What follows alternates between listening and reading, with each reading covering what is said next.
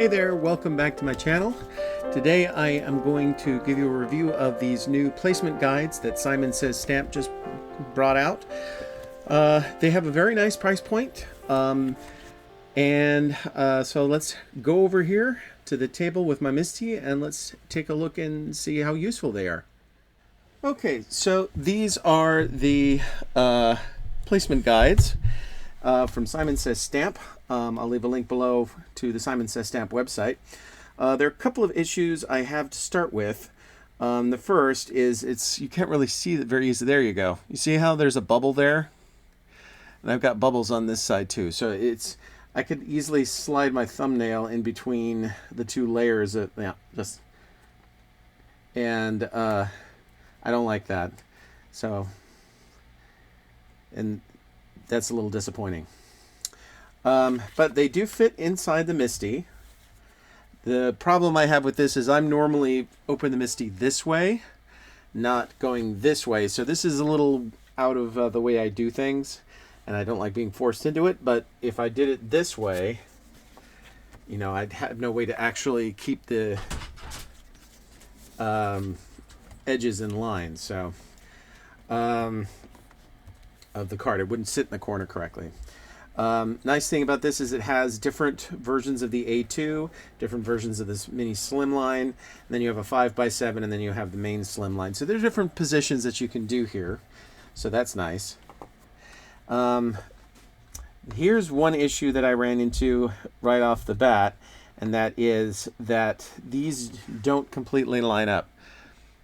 They're a little bit off. So like the words mini slimline, this doesn't actually line up unless you move this like a millimeter or two to the right, and that's disappointing. But mostly what this is to be used for is to be able to line up. So you just take a piece of cardstock that I just have here. See, put that in there like that, so we can see it's got the A2.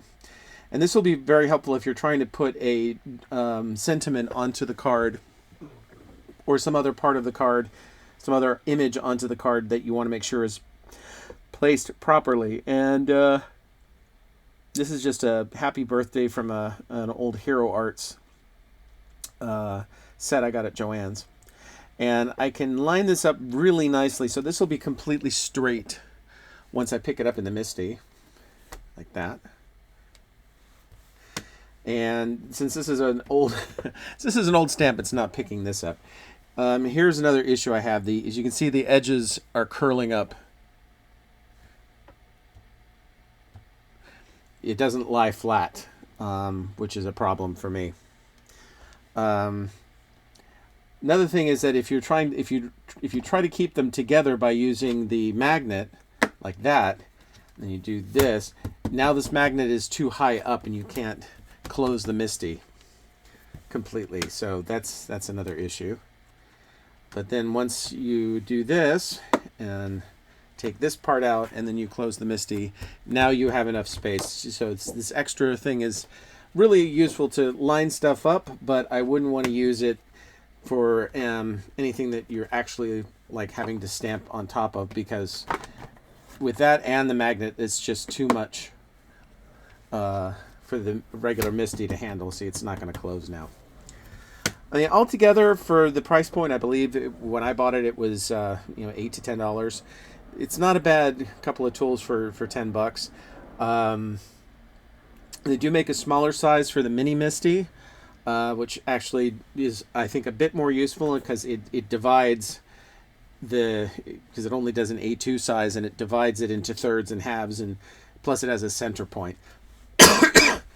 What I'll probably have to do is come in here and mark a center point for matching the color of these things,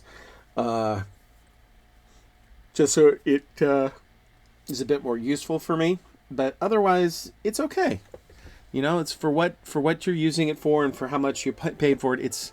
It's actually pretty semi-useful. So anyway, that is the Simon Says Stamp placement guides. Thank you so much for spending any amount of time on my channel today. I really appreciate it, and I'll see you in the next one. Bye.